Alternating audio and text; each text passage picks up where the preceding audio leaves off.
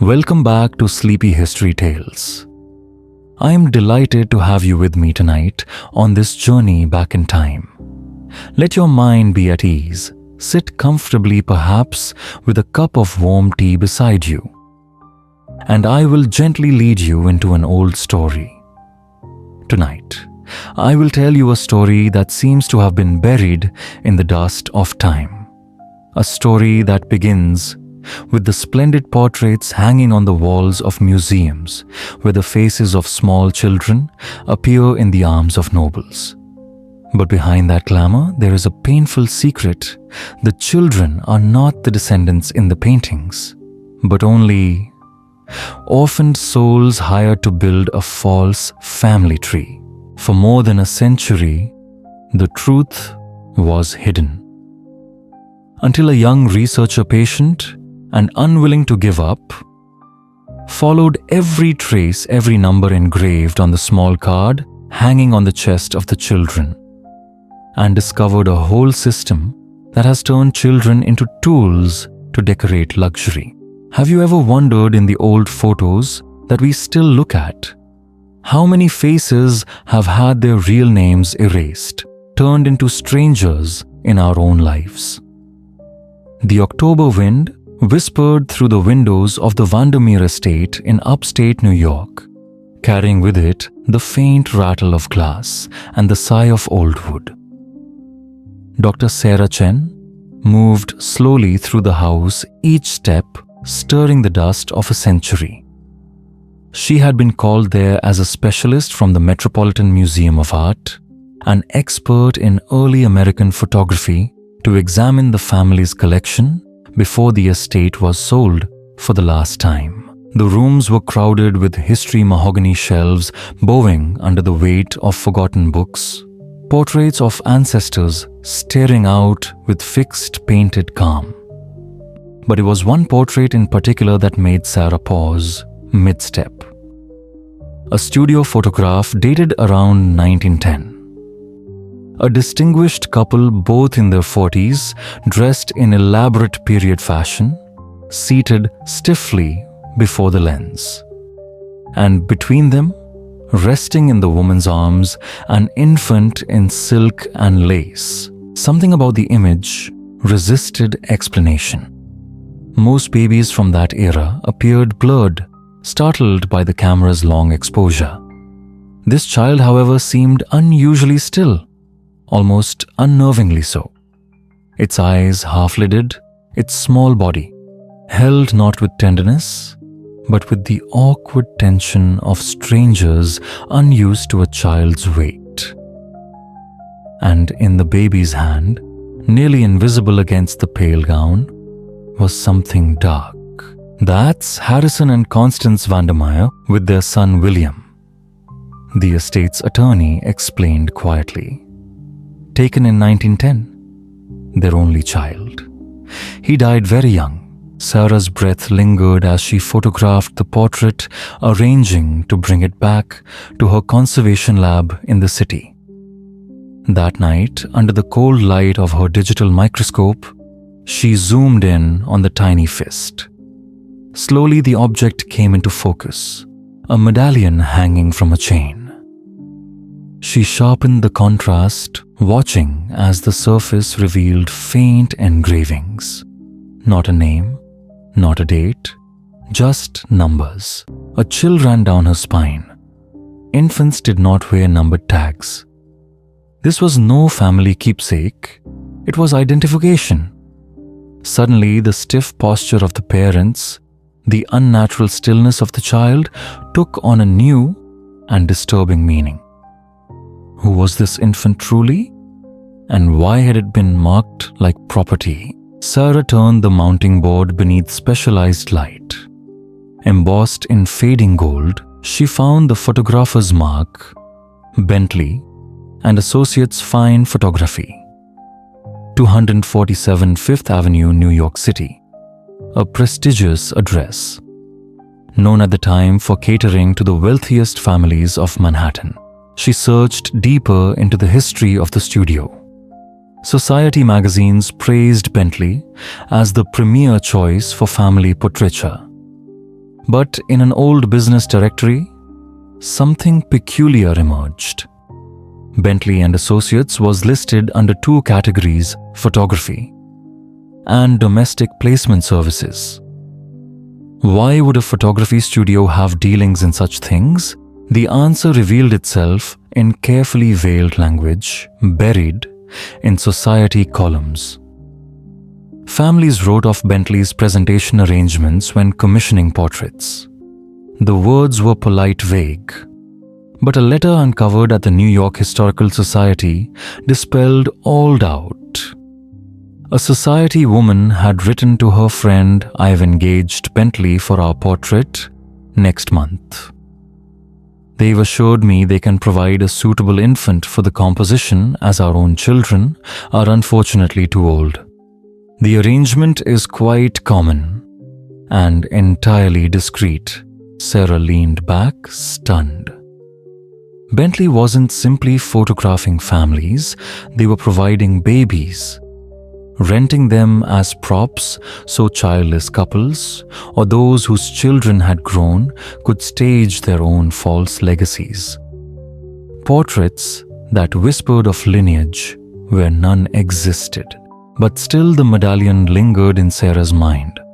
Numbered, cold, an inventory marker, not a keepsake.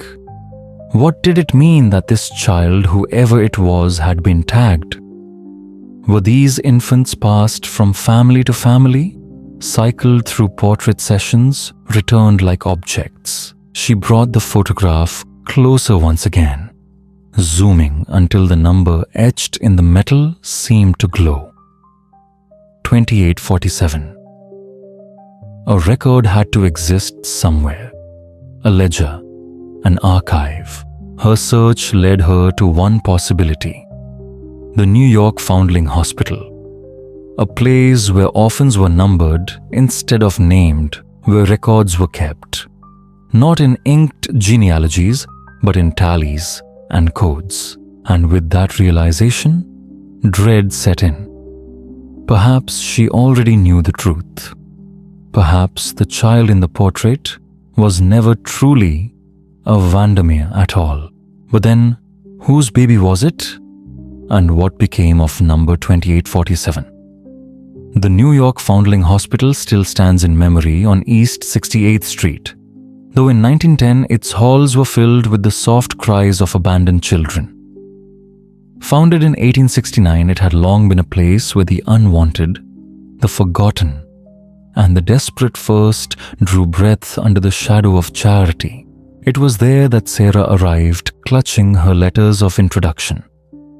She was led to a quiet room where Sister Margaret, an elderly archivist with hands worn from decades of turning fragile pages, received her. After Sarah explained her purpose and carefully set down the Vandermeer portrait, the nun's expression grew grave. "There are things in these records the church would prefer remain hidden," Sister Margaret murmured. "But some truths, they cannot stay buried forever." From a locked cabinet, she withdrew a heavy leather-bound ledger. The pages crackled with age as she opened it to reveal the program Sarah had begun to suspect. It was called the Presentation Program.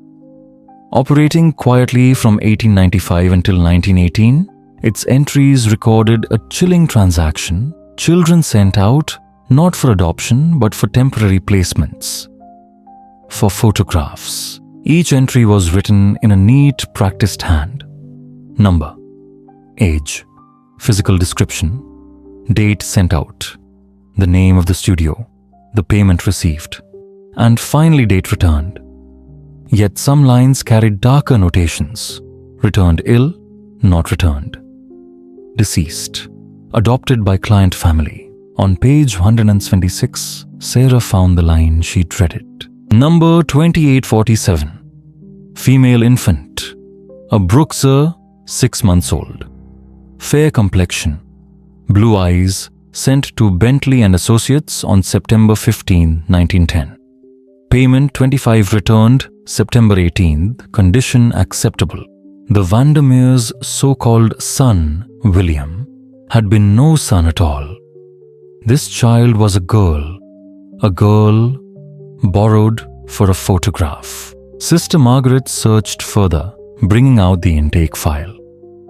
Baby 2847 had been carried to the hospital in March of that year by a Lower East Side midwife. The mother unknown perhaps, an immigrant unable to keep the child. The hospital had baptized her Mary, but that name was never recorded in the placement ledgers. Mary had been sent out 16 times between April 1910 and December 1911. 16 wealthy families had held her posed with her, smiled into cameras as though she belonged to them. Each time, the hospital collected its fee. The final entry appeared on January 7th, 1912. Deceased. Cause pneumonia. No family notified. Burial City Cemetery unmarked plot. She had not lived to see her second birthday. Sarah whispered the question that weighed heavily in the silence.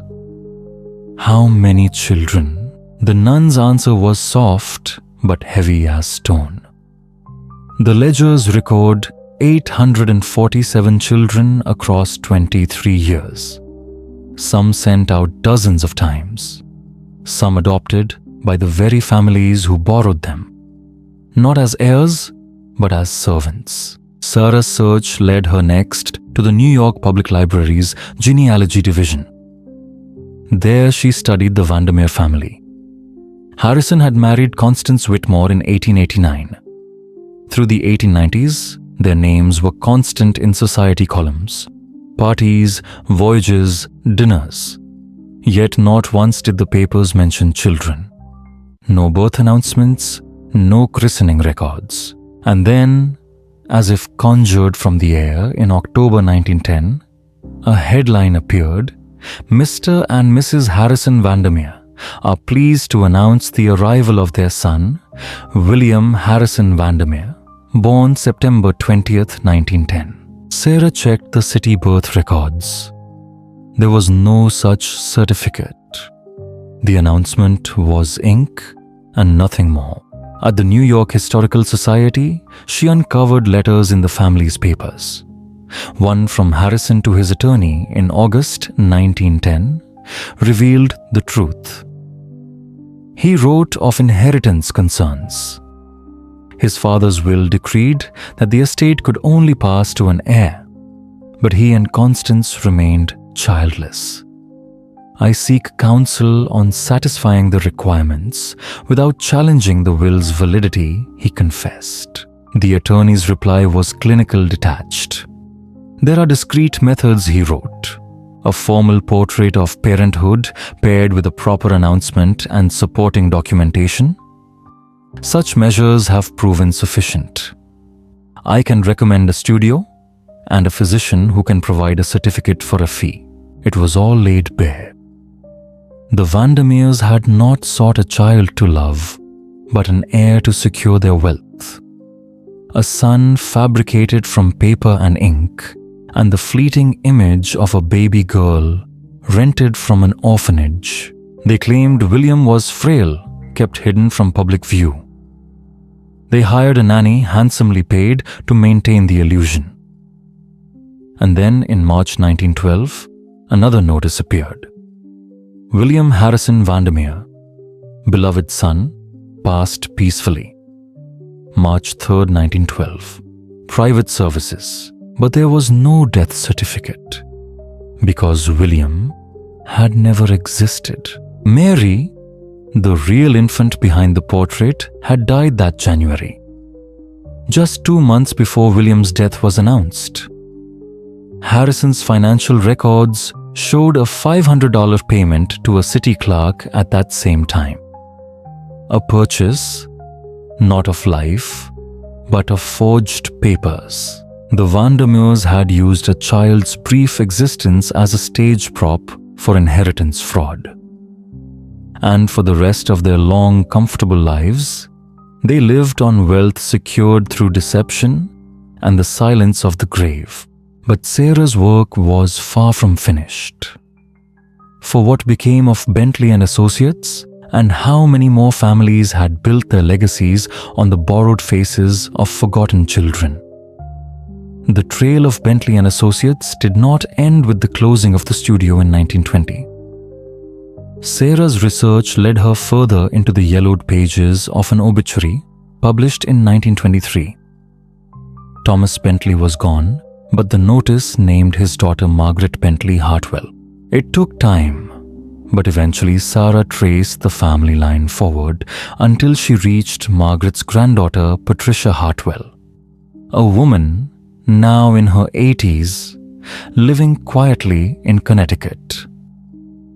Patricia agreed to meet curiosity, outweighing caution. When Sarah shared her findings, the old woman's face grew troubled. My grandmother. She almost never spoke about her father's business, Patricia said softly. There was shame in her silence, though I never knew why. She disappeared into another room and returned with a small wooden box. On its lid was scrawled in faded ink, "Father's burden. Do not open until after my death." Patricia opened it with trembling hands. Inside lay photographs, infants crying sleeping, posed awkwardly with props. On the backs of each image a number was written. They were not portraits. They were inventory. But what shook Sarah most were the journal fragments tucked beside them. The handwriting of Thomas Bentley himself. One entry dated 1920 read, "I closed the studio with relief and guilt. For 25 years I justified what I knew was wrong. We told ourselves the children were only temporary participants. We ignored how many times each was handled, how they returned sick or broken or quiet in ways they had not been before. We were complicit in treating infants as rentable props for vanity." Another passage revealed a bitter conflict between father and daughter. Margaret refuses to inherit the business. She calls it legalized kidnapping. Perhaps she is right. I have crafted thousands of false legacies for the powerful while exploiting the weakest children of this city. And then a final entry that chilled the air. I kept count. Our studio alone used 267 infants. 43 never lived to see 5 years of age. I do not know how many others suffered in ways no ledger could record. One day, I will answer for this, but society will not call me to account. The families we served are too powerful. Patricia wiped tears from her eyes. I never knew, she whispered. My grandmother. She became a child welfare advocate in the 1930s. Now I understand. She was trying to atone for her father's sins. These children, their story deserves to be told. To uncover how such a hidden practice finally came to light, Sarah turned to another figure, Eleanor Morrison, journalist and progressive reformer. Her papers lay preserved in the New York Public Library. Morrison's investigation had begun in 1917 after she received an anonymous letter from a former nurse at the Foundling Hospital. Enclosed were ledger pages lists of participating studios and whispered truths that demanded exposure. Her notes revealed the scope was far larger than Sarah imagined. At least 12 photography studios in New York had taken part. The practice spread further. Boston, Philadelphia, Chicago, fed by orphanages and maternity homes filled with the children of the poor and the newly arrived immigrant. Infants were chosen with cruel precision. Fair skin, light hair, the traits that commanded higher fees. And to keep them docile for the camera laudanum was often administered, leaving tiny bodies unnaturally still. The ledgers recorded tragedy without remorse. One infant aspirated during a session and died. Another's arm was broken from a fall. Several contracted disease after being handled by strangers again and again, without care or sanitation. Institutions accepted these casualties as the cost of a profitable program. But what haunted Morrison most were the families who went beyond portraits. Some adopted the very children they had rented, yet not as sons or daughters, as servants, bound by law to a household that had once borrowed them as props. She interviewed some of these young adults years later. One woman voice, steady but eyes hollow, recalled, "I was used in a portrait at 1 year old. At 3, the same family adopted me. They never called me daughter. I was the help. The portrait showed love. But in truth, I slept in a closet and worked from dawn until dark." In February 1918, Morrison's expose burst into print in the New York World. The words carried fire. Public outrage surged. Progressive reformers rallied behind her. But the wealthy fought back, pressuring editors, silencing witnesses, boycotting newspapers. Morrison received threats, yet she did not stop.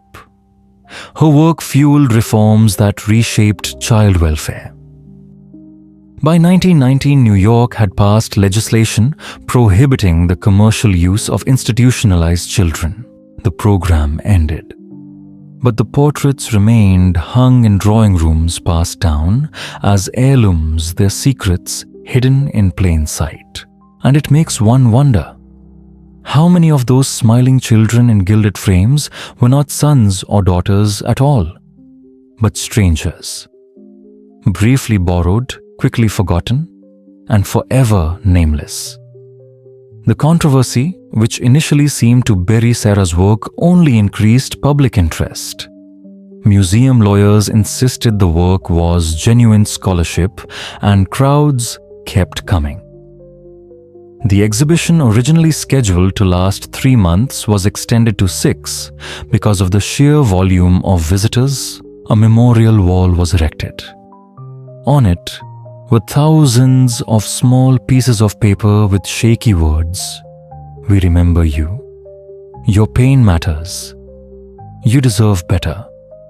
Each piece of paper was a whisper sent back to the past, suggesting that forgotten children were finally being heard. The hospital that had started the program had to step up. They issued a formal apology acknowledging the heartbreaking truth that had happened in their own home.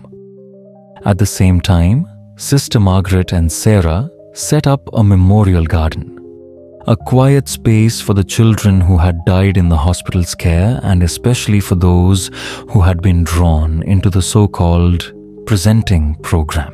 News spread. Several universities began to teach Sarah's research. Graduate students began to look for similar traces elsewhere.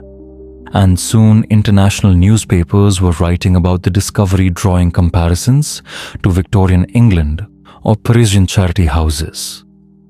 But amid the wave of attention, Sarah always tried to keep one thing, that the conversation had to return to the children, to their real experiences, and their right to be remembered with dignity. Sarah didn't want to stop at documenting the crimes. She wanted to restore them to a personal existence, so that they would no longer be just cold numbers printed on paper. So with the help of genealogists and adoption experts, Sarah began a painstaking journey, tracing the fates of the survivors. Many of the children died young like Mary, but others made it to adulthood, and a few left descendants who are still alive today.